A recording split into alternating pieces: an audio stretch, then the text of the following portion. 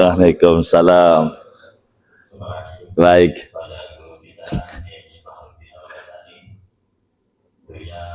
Yang disampaikan oleh beliau luar biasa, dan tentunya juga banyak permasalahan-permasalahan yang timbul yang perlu kita minta penjelasan dari Kiai tentang hal yang masih meragukan kita ini. Kalau di saya ini Kiai, tadi masalah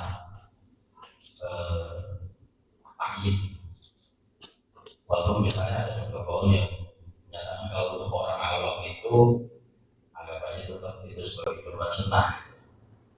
Nah, tapi masalahnya begini, melogikakan bahwa al-aslu fi hukmil udhiyah sunnah muakkadah, asalnya hukum berkorban itu sunnah muakkadah. Kemudian ketika itu berubah karena alasan takyid, maka menjadi nazar hukmi, padahal asalnya sunnah muakkadah gitu. Ini yang saya belum ketemu jawabannya kayaknya. Misalnya gini, sunnah muakkadah Idul Adha, kemudian kita takyid mau sholat Idul Adha, kan tidak menjadi wajib gara-gara itu gitu. Jadi alasan takyid kemudian berubah hukum dari yang asal sunnah muakkadah kemudian menjadi nazar hukmi yang memang dia wajib dan nggak boleh dimakan dagingnya gitu. Itu yang saya belum ketemu ininya landasannya, nyambungnya kemana gitu. Yang asalnya sunnah jadi wajib gara-gara takyid gitu. Kemudian hal itu saja. Kemudian yang kedua yang banyak berkembang di masyarakat juga, diantaranya bagaimana kalau seandainya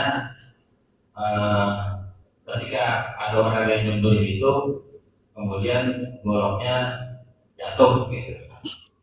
Nah, apa yang harus kita lakukan dan konsekuensi hukumnya seperti apa supaya kita pengennya ini biar tetap sah gitu ya. Itu saja mungkin dua informasi. Assalamualaikum warahmatullahi wabarakatuh. Waalaikumsalam warahmatullahi wabarakatuh. Memang ini bukan karena mau, Ustadzuna. Jadi sigat nadar itu di dalam fikih nadar adalah lafaz ja'ala, sehingga ja'altu hadhihi syat udhiyah gitu. Halil ja'lu min siyagin nadri amla. Ini yang jadi masalah. Apakah kalimat ja'altu hadhihi syat udhiyatan, kalimat ja'ala ini adalah kalimat nadar di dalam bahasa Arab? Maka ulama menjawab ini adalah kalimat nadar. Jadi segot nadar tidak mesti nadar tuh, sebagaimana segot nikah tidak mesti ankah tuh, begitu. Di dalam bahasanya ada tazawwajtu dan seterusnya begitu. Ada zuwaj, ada nikah begitu. Tidak takyin itu saja bahasanya. Sehingga dalam bahasa ini kalimat dia bukan mau saya jadikan ini kambing sebagai kurban. Ketika dia bilang saya jadikan, kalau bahasa kasarnya begini, mungkin dalam ini kan berbicara bahasa Indonesianya yang berbeda pengertian dengan bahasa Arab dari kalimat ja'ala. Sehingga kalau dalam bahasa Indonesia ja'altu adhisyat udhiyatan, kambing ini kagak bakalan saya jadikan kurban. Karena kalimatnya dikhususkan begitulah yang kemudian menjadi nadar adanya. Maka kami lebih cocok dengan Imam Salim Al-Bisri yang berbicara seperti apa juga Imam Bujairimi tuliskan di dalam At-Tajrid di Naf'il Abidnya itu, bahwa apa yang beredar di masyarakat itu hanya sebatas ikhbar daripada pertanyaan yang muncul pada dia. Ketika ditanya mau kemana, mau beli kambing kurban, itu aja baru mau beli, belum tentu jadi. Kalimat yang ini aja belum tentu, begitu. Ini kalimat yang bakal nggak boleh itu ketika dia nuntun kambing, begitu. Ini yang bakal bermasalah. Dan kita tidak ada itu satupun yang nuntun kambing orang-orang kita. Dia ngasih duitnya, udah dikasih tuh sama panitia udah anterin, nggak ada. Ini kambing, bukan. itulah yang bakal menjadi nadar. Sehingga apa yang terjadi di masyarakat itu adalah sebuah jawaban daripada sebuah pertanyaan. Sehingga kami ini, meski kaul ini dhaif di dalam madhab, kami lebih ikut ini. Kenapa begitu? Karena kami itu bagaimana orang awam ini harus ada payung hukum di dalam sebuah ibadah. Karena dalam surat Al-Baqarah ayat 166, Allah Subhanahu wa taala menyatakan ittabaru alladzina tubi'u minal ladzina taba'u wa ra'awul adzaba wa taqatta'at bihimul asbab. Ini kata Imam Ahmad bin Hanbal dalam tafsirnya adalah bagaimana imam mujtahid tidak mengikuti, tidak mengakui daripada orang yang mengikutnya karena dia salah di dalam bermadhab. Artinya tidak ada hukum yang memayungi dia. Bila ada ulama yang memayungi dia, dan masih banyak ulama ini, maka orang awam larikan ke situ. Kasihan kalau dia jadi wajib enggak makan. Begitu, enggak makan. Meski kalau mau diadu begitu. Meski tidak mengerti kita, yang paling hati-hati mana tindakan preventif begitu. Bila kalimatnya seperti itu, ini bukan mau beli kambingnya, bukan mau beli, tapi ja'altu hadisyat udhiyah. Kalau berbicara hati-hati, maka tentu kita mengikut kepada yang wajib, karena inilah yang muktamad. Kenapa? Andai di akhirat ternyata ini boleh dimakan, kita nggak makan kan nggak apa-apa. Tapi kalaulah di akhirat ternyata kagak boleh, maka kita nggak ada nilai kurban ketika kita ngomong seperti itu. Inilah ulama kebanyakan yang muktamad itu seperti demikian. Tapi bagi kita yang awam, bagaimana yang penting ada payung hukum, ada ulama yang memayungi. Dan ini hal yang paling penting. Yang beredar di masyarakat, ngumpulin duit, tabungan untuk kurban, itu nggak jadi kurban. Ketika duitnya udah terkumpul, anaknya mau bayar sekolah, pas berbarengan lagi masuk sekolah, kan nggak jadi juga. Itu kan nabung aja, kepengen untuk kurban, kepengen, bukan berarti wajib. Dan itu yang terjadi pada masyarakat. Yang kedua, Ustadzuna, bagaimana pemotongan? Ini sebetulnya narasumber yang kedua bagiannya, bukan bagian saya. Karena saya disuruh nerangin kurban, bukan nerangin pemotongan. Kan begitu ya. Jadi kalau saya ambil, kasihan juga Ustaz Faisal harus menerangkan bagian ini. Biar berbagi tugas sesuai dengan aturannya. Jadi beliaulah yang bagian untuk menjawab. Karena saya fiqhul udhiyah, bukan fiqhul dhabiha, wa hukmud dhabhi, syurutud dhabhi, dan seterusnya. Bukan bagian ini. Bila loncat, kesannya kurang bagus sayanya. Jatah buat narasumber yang kedua untuk menjawabnya. Wallahu a'lam. Ini bertanya, pernah mendengar dari perkataan guru, yaitu bahwa kalau ujroh dari panitia, dari kepala dan kulit itu kalau dijual untuk bayar tukang begal itu kan nanti tidak jadi untuk si pemotong ini. Iya. Kemudian kalau panitia ini misalkan dari suatu tempat kalau sholat itu ada sudah potong, kemudian tidak pengen contoh untuk produksi, akan tetapi dagingnya ini diambil dari daging kurban, dan itu untuk misalkan kayak upah dari panitia atau dia dimakan siang, akan tetapi dagingnya diambil dari daging kurbannya tanpa seizin. Nah ini hukumnya bagaimana? Baik. Bagaimana terkait dengan kulit? Jadi kalaulah kita muslim mau ngurban, yang pertama-tama tentu sunat kita memotong dengan sendiri bila kita mampu, begitu. Bila kita menyerahkan kepada orang lain, di dalam aturan kurban, bila kita menyerahkan kepada orang lain, tentu artinya mengamanati kepada orang, tentu ada aturan. Apa aturannya? Kalaulah kita sebagai pengurban, maka kita ngomong kepada panitia itu, berapa iuran kurban. Kalau biasanya suruh beli kambing, harganya biasanya panitia itu ada juga partnernya pedagang. Begitu. Umpama atau kambingnya udah dikasih. Maka kita tanya, berapa biaya operasional pemotongan di masjid ini? Kita harus tanya. Jangan tidak. Bagi kita si pengurban. Tentu standarnya bakal berbeda-beda hurufnya di daerah itu. Umpamanya sekian, 100.000 atau 200.000 tergantung daerahnya. Anggap deh 200.000 kambing gitu. Kita tanya lagi sebagai pengurban, itu plus plastiknya atau tidak? Begitu. 200.000 itu tuh upah motong doang ngulitin, apa upah distribusi bagi nih karena ada plastik yang harus dibeli juga. Kata dia belum masuk plastik. Berarti sama plastik berapa? 50.000. Kita kasih 250.000 umpamanya. Atau kalau 150.000, 200.000 plus plastik. Itu tergantung daripada kesepakatan yang ada. Anggap 200.000. Kalau sudah, maka seluruh daripada hewan yang kita serahkan bernilai kurban. Hatta palak-palaknya dan kulit-kulitnya. Artinya sebagai hadiah.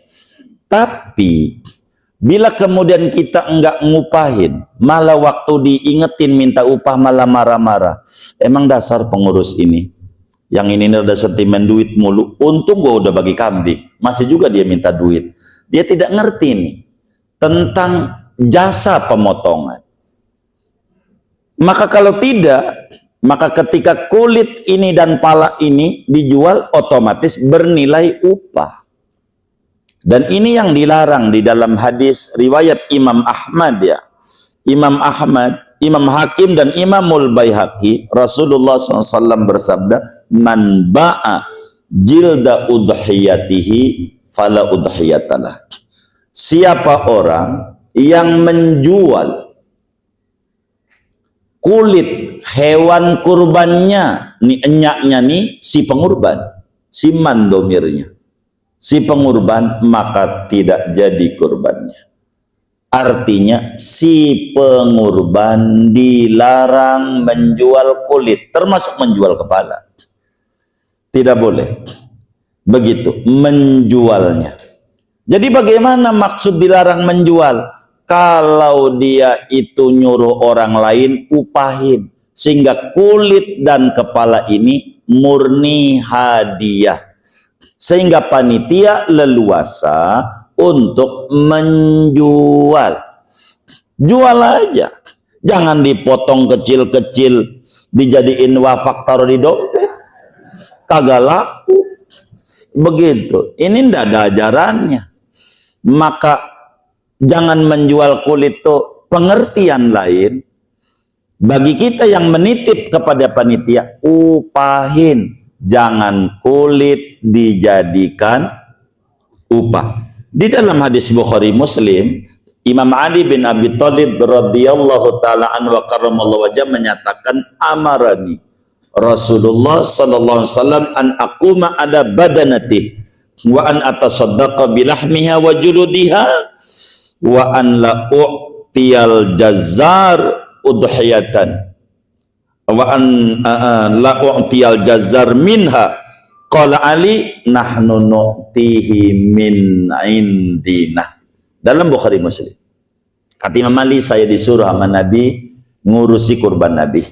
Dan Nabi udah pesan, jangan dijadikan bagian kurban ini termasuk pala, kulit, dijadikan upah tukang jagal. Kata Ali, maka saya upahin itu tukang jagal. Itu dari dulu ngasih biaya operasional. Ada di Bukhari Muslim hadisnya. Ada biaya operasional motong. Tentu karena pakai plastik ya, sekarang harus pakai biaya tentu plastik juga.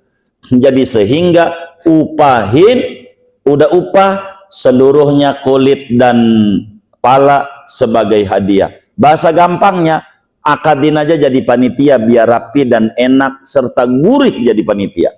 Bagaimana nih sesudah upah diajarin tuh orang awam tuh.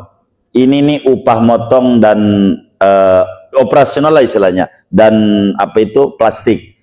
Adapun pala dan kulit hadiah buat Anda panitia. Begitu bahasanya. Itu hanya pembahasaan. Itu bakal lebih gede. Jual-jual dia. Begitu. Duitnya untuk apa? Terserah. Kalau nggak ada yang mau, anterin ke Bintaro. Kalau kagak ada yang mau, nerima nih duitnya. Begitu. Itu aja. Duitnya nih. Karena yang nggak boleh itu si pengurban. Sehingga andai kita jadi panitia pengurban juga, bayar juga, jangan enggak. Karena bakal jadi kendala kalau dia nggak bayar. Ketika kulitnya itu atau palanya itu dijual, bermasalah. Andai saya ini ikut di dalam kepanitiaan kurban, lalu saya nggak bayar, saya juga nggak motong. Karena ada yang lain lah, kawan-kawan kita yang udah ditugaskan dalam panitia yang motong. Lah, ini bagaimana upahnya dia? Mau tidak mau kulit dan pala, maka kita pun jadi panitia. Kalau kita ngurban, kasih iuran itu. Orang yang mau naik kita. Dalam satu hadis yang kita sering dengar, azimu dohayakum fa innaha ala sirati matoyakum. Ini bakal jadi kendaraan kita. Lah, kalau sampai nggak dikasih upah, palanya jadi upah, maka naik kambing ora ada palanya. Dan ini bermasalah. Upahin. Begitu. Maka kalau udah upah, kulit dan pala sebagai hadiah. Dan saya ajarin cara ini bagi pengurus-pengurus. Kalau di komplek-komplek, di mana beberapa tempat kami mengisi kajian, itu sampai kebeli alat potong, mesin potong daging tuh. Semuanya kan saya suruh iuran dari tahun 2000-an lah. Saya kajian di Tangerang Selatan itu, masih Kabupaten Tangerang itu, begitu.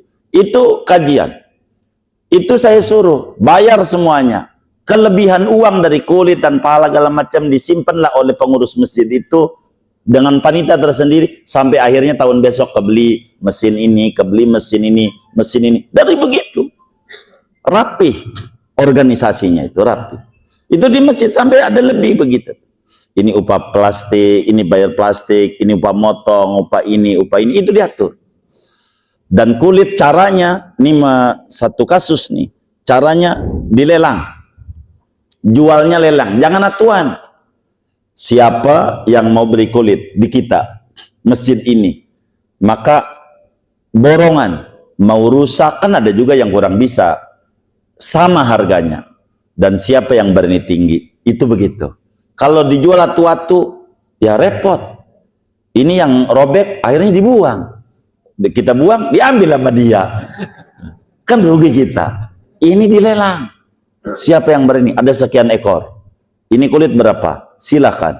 Itu begitulah panitia. Dan dari situ ada kelebihan. Boleh juga dimasukin di daging itu untuk apa namanya orang fakir. Ya boleh juga buat ngeteh-ngeteh panitia. Boleh juga.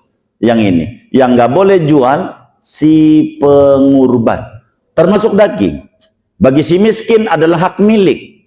Bagi si miskin. Bagi kita namanya pengurban. Bagi orang kaya hakul it'am. Wa at'imul qani'a wal mu'tar. Dalam surat hajinya itu. Oleh karena itu, bagi si miskin hak milik, sehingga si miskin boleh ditasarufkan terserah dia. Boleh dijual, boleh. Daging kurban dijual, oh bukan. Daging kurban bagi kita si pengurban. Itu seperti itu, dibagi. Kalau andai ada yang dibagi kasih yang kurban, kan yang makan itu orang yang berhak juga daripada panitia itu. Kan nggak apa-apa yang kayak begitu. Kan panitia wakil, kan nggak seluruhnya, wakil satu orang. Begitu kan, yang lain itu ada juga termasuk orang yang berhak untuk menerimanya, dan udah dimasakin. Saya kira girang kayak begitu, nggak perlu harus beri nasi uduk di luar, biaya lagi, yang lagi mendingan disimpan dana itu buat beli apa kayak begitu.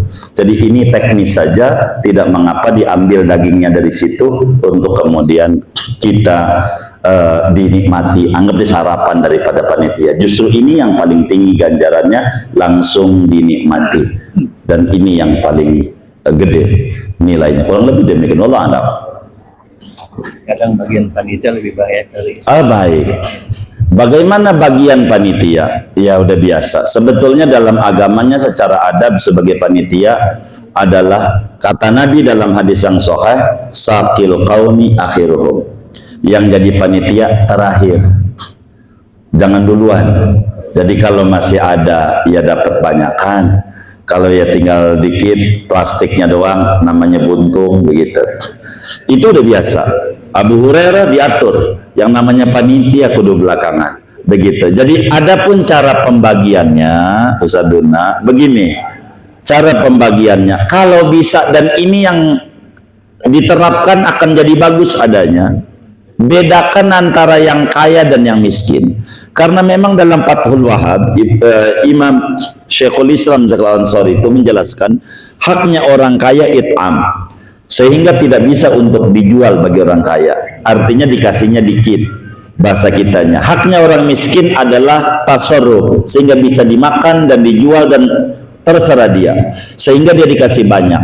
Sehingga secara aturannya kalau mau dalam distribusi kurban, bedakan antara yang kaya dan yang miskin. Bila si miskin itu dikasih sekilo, maka yang kaya paling nggak setengah kilo dah. Bila si kaya dikasih sekilo, si miskin kasih 2 kilo atau 3 kilo. Bedakan. Bila si kaya ini protes kepada kita, emang ini panitia ini dasar yang sekarang ini kurang ajar, masa gua dikasih sekilo, tetangga gua dikasih 5 kilo. Yang kayak begini kalau kita dengar, kita bisikin, bang kalau pengen banyak abang mengurban. Orang punya konveksi, masih ngarepin kupon aja beli Idul Adha nyarinya arang, mulu belinya arang. Emang ada yang kayak begitu tuh, belinya arang. Ini ngurban, maka yang kaya dan yang miskin dibedakan. Kenapa? Ini prinsip keadilan. Bila si kaya minyak udah ada, apalagi ya gas udah ada, si miskin belum ada apa-apa, maka kelebihannya buat beli barang-barang yang lain. Kalau bisa, ini namanya adil, karena adil adalah proporsional, bukan sama. Kalau adil itu sama, bakal jadi kendala dalam kehidupan kita bila kita punya anak TK, SD, SMP, SMA, sampai kuliah di UI.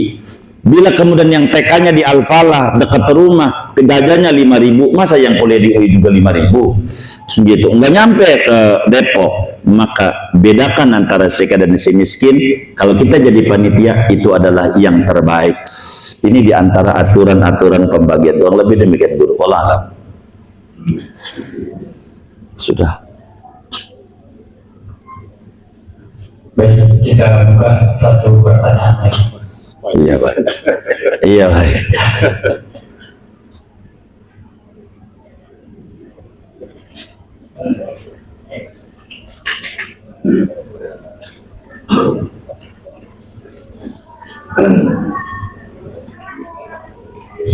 Assalamualaikum warahmatullahi wabarakatuh. Waalaikumsalam. Baik. Saya mau tanya, biasanya itu kan kalau habis acara bagi-bagi itu tulang-tulang banyak. Tulang-tulang kita bagi orang cuma dia tahu yang itu tulang kayaknya berkaleng. Nah ini kita ini jadi pengurus yang tanggung jawab atas hewan kurban, di mana dengan tulang-tulang tersebut. Karena kan ada tulang yang biasanya orang berat ya, bukan ngambil gitu.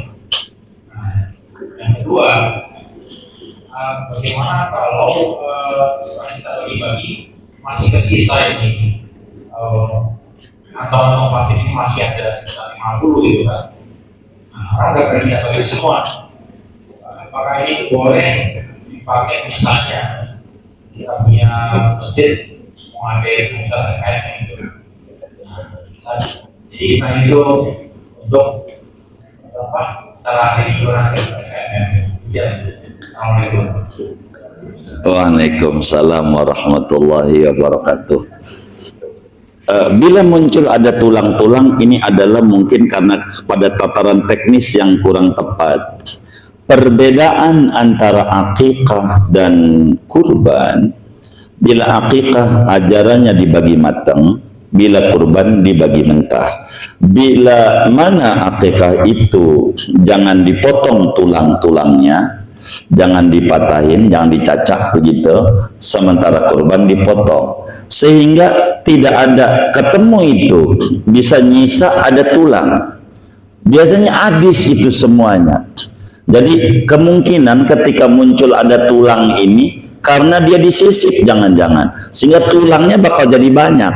Artinya yang diambil dagingnya aja. Justru kalau panitia cerdas ya sekilo itu plus tulang. plus tulang, maka tulangnya inilah dipotong-potong, jangan tidak. Kalau dalam kurban beda dengan akikah. Kalau akikah disisip, mohon maaf nih, batasnya sendi sini, dipotong dagingnya begini, supaya orang jangan kata sialan doang, ini bayinya bakal jadi sialan, begitu. Ini diantara adab dalam akikah yang bukan kajian kita, tapi masih ada keterkaitan. Jadi sehingga tulang ini dimasukkan pada plastik itu, Bapak. Jangan tidak dimasukkan. Jadi sekilo itu plus tulangnya, jangan disisip, jangan. Sehingga habis seluruh itu, tidak ada. Karena kita tidak pernah dapetin di dalam kurban itu sampai ada nyisa tulang. Semuanya masih bagus. Andai ada yang nyisa tulang karena tulang yang dari Medan aja ini, yang masih nyisa ini. Begitu kurang lebih yang saya temukan begitu. Yang kedua, bagaimana kalau kemudian udah dibagi semua tapi masih nyisa? Sebetulnya bukan nyisa, tapi disisain kira-kira. Begitu. Karena rumusnya tidak ketemu, bakal nyisa, kurang bisa. Cuman pertanyaannya begini, bagaimana kalau kita sisain, kita ambil, panitia karena kita masjid ini mau mengadakan kegiatan besok hari Ahad atau hari ini, kita ambil, boleh saja. Itu yang tadi guru kita juga bisikin, rada banyak kan ngambilnya buat acara hari Minggu depannya. Begitu. Iya boleh, begitu. Boleh saja, enggak apa-apa. Yang kayak begitu, boleh, boleh saja. Boleh, tidak mengapa, ambil saja, begitu, begitu. Wallahu a'lam.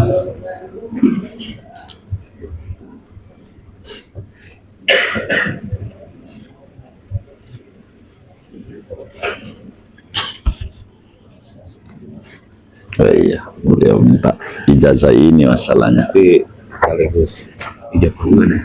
Oh iya, baik.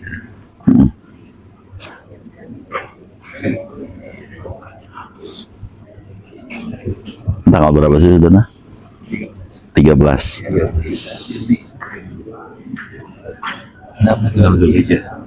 Baik. Ayo kita cek dulu.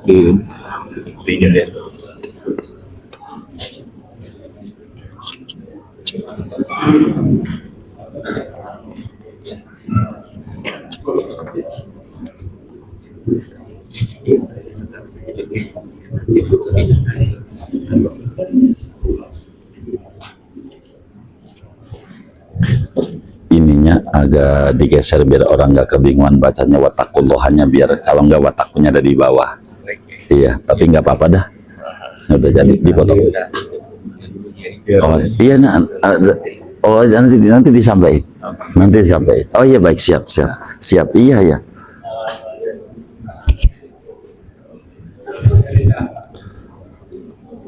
Sudah ya. Bagian yang kedua ini, waktunya udah habis ini. Tapi nggak apa-apa. Jadi begini, berapa hak daripada pengorban begitu ya. Ini yang kita tidak sempat karena memang secara jujur kajian kurban itu 8 kali pertemuan kalau kita real mau bedah.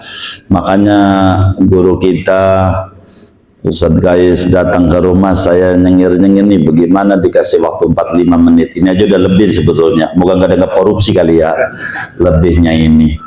Jadi kami itu ngisi kajian kurban tuh 8 kali pertemuan. Nggak bisa kalau nggak 8. Dalam satu pertemuan 90 menit.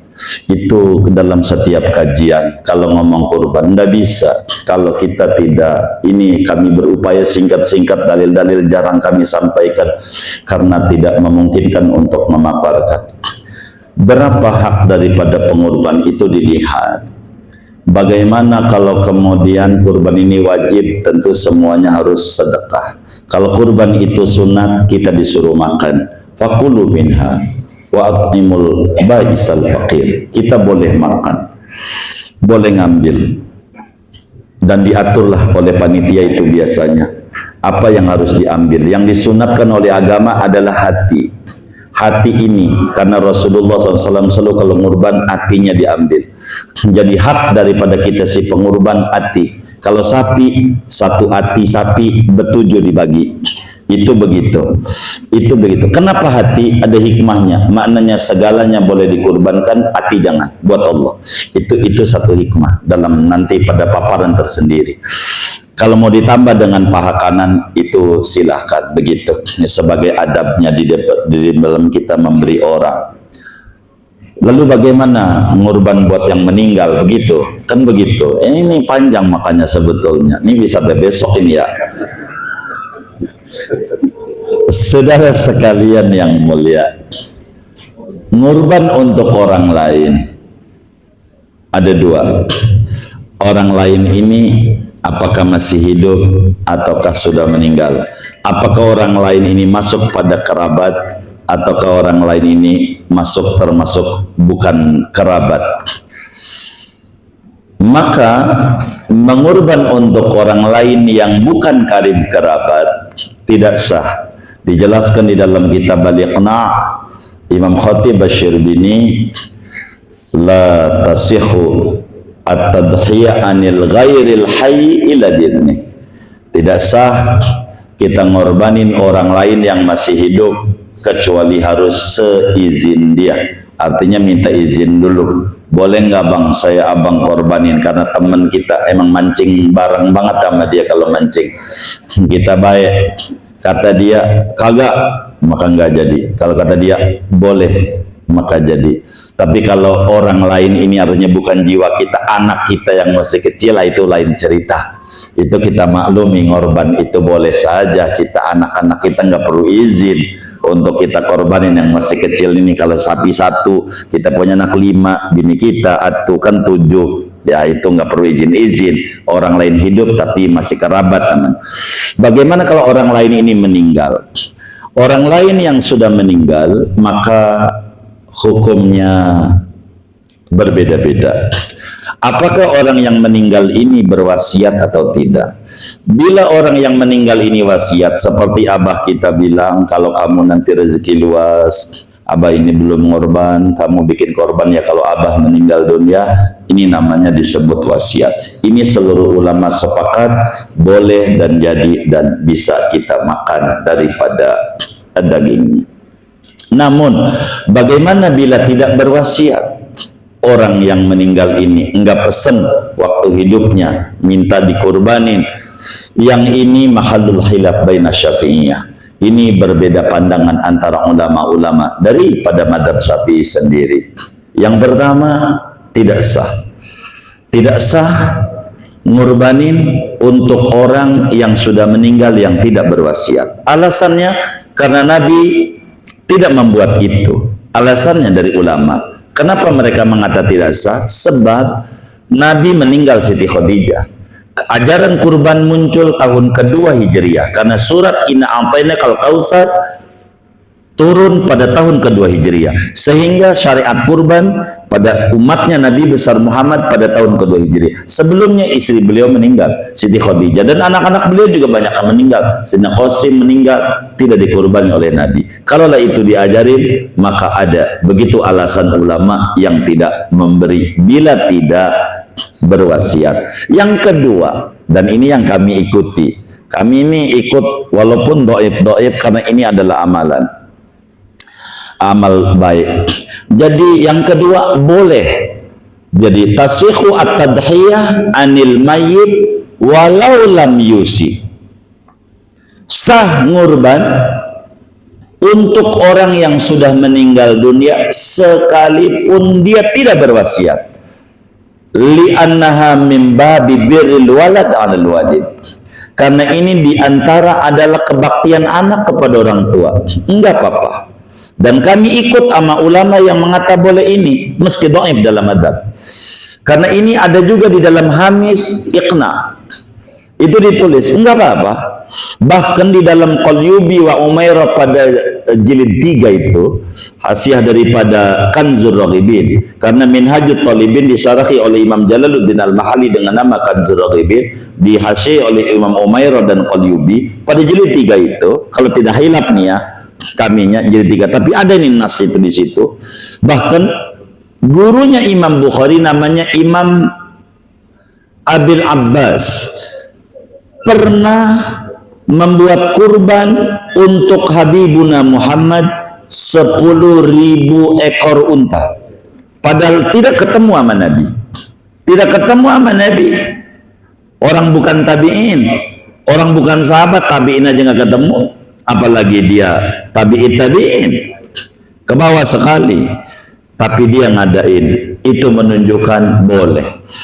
Bila alasannya yang namanya puasa, man mata wa alaihi siyamun sima'an waliyuh, siapa orang mati punya utang puasa sebagai ibadah badaniyah, boleh dikodoin oleh keluarganya. Haji, bila dia mati belum haji, begitu, atau belum haji, lalu kita mau badalin sebagai ibadah maliyah, boleh dia badalin. Maka kurban sebagai ibadah maliyah, apalagi untuk boleh untuk dikorbanin. Bila haji aja boleh untuk dibadalin, maka kurban pun juga sama-sama ibadah maliyah, maka boleh untuk ngorbanin keluarga yang sudah meninggal dunia. Hanya ulama yang mengata boleh ngorbanin yang sudah meninggal dunia,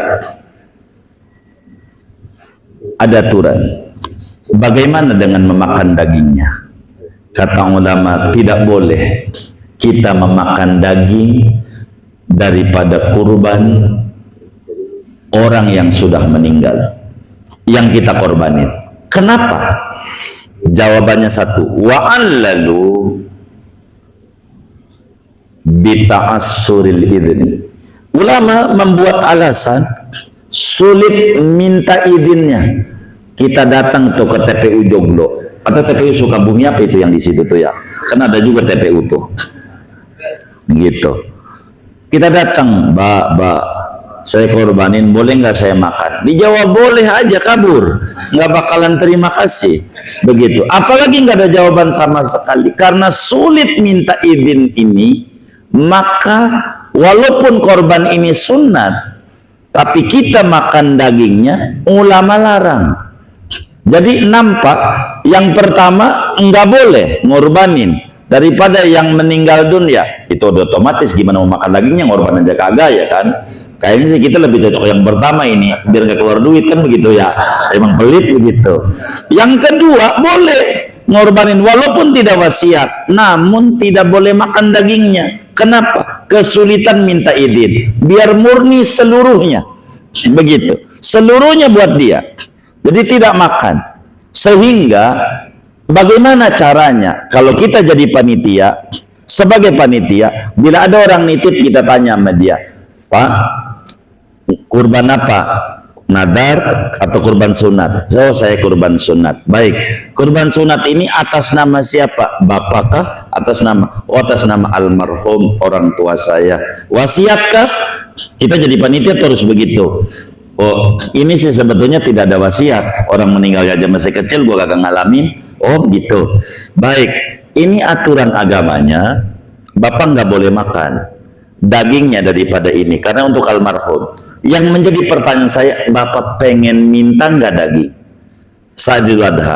Kata dia, saya pengen minta. Baik, saya bakal bagi punya orang, punya guru Bahren, buat orang tuanya, kakeknya dia, kasih saya. Kakeknya saya ngorban buat kakek saya yang meninggal, buat beliau, ditukar. Jangan pelit jadi penitia. Haram lu, haram. Haram akhirnya diambil juga sama kita. Dapat 3 aja panitia. Jangan begitu, jangan kejam. Beri solusi. Ketika ini nggak boleh, tuker aja daripada yang lain. Maka kita harus jeli jadi panitia ketika ngadepin ngurban untuk orang yang sudah meninggal dunia. Ini diantara pernak-pernik yang ada. Kurang lebih demikianlah pertemuan ini. Masih panjang masalahnya. Begitu kalau dibahas, karena jujur 8 kali pertemuan kita. Setiap kajian kurban 8 kali pertemuan. Enggak bisa 2 bulan. Kalau seminggu sekali, sebulan 4 kali gitu.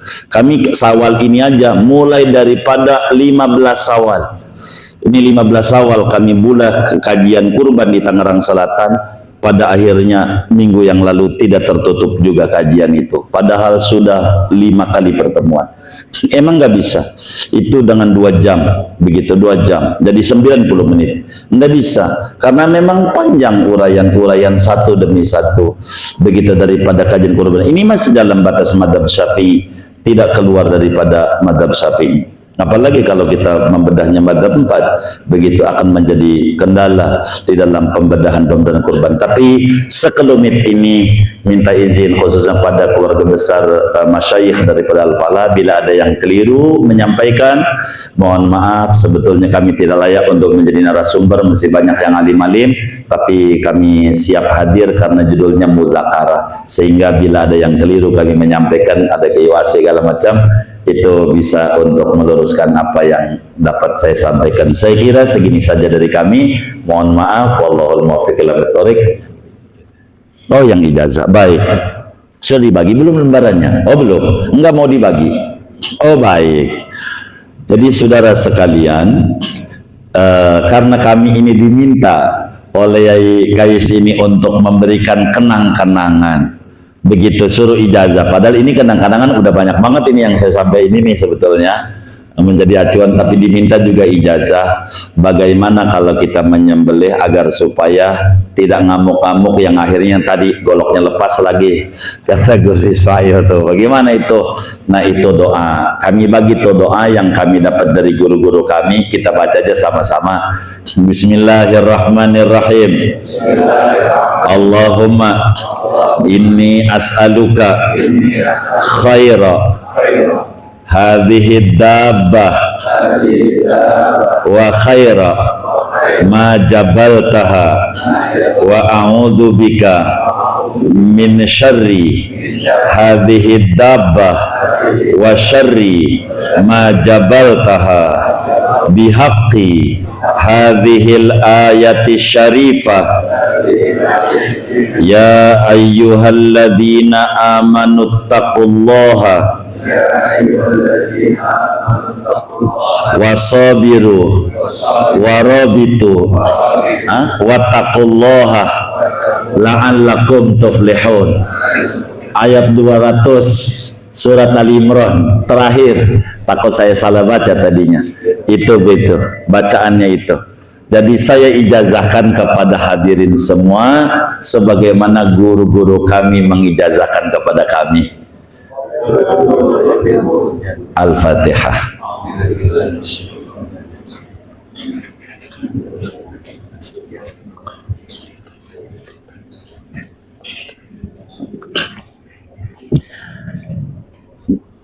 Jadi kalau sekelumit berbicara motong, sebetulnya banyak ya. Ini bagian beliau itu sebetulnya yang menyampaikan. Ini berbicara motong nih ya, adab-adab motong.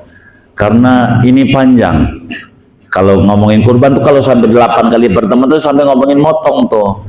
Dalam motong ini kaki kanan belakang tuh jangan diikat sebetulnya. Mau kambing mau sapi. Kalau sapi takut kerepotan ya silakan saja udur. Kalau bisa kambing jangan diikat kaki kanan belakang.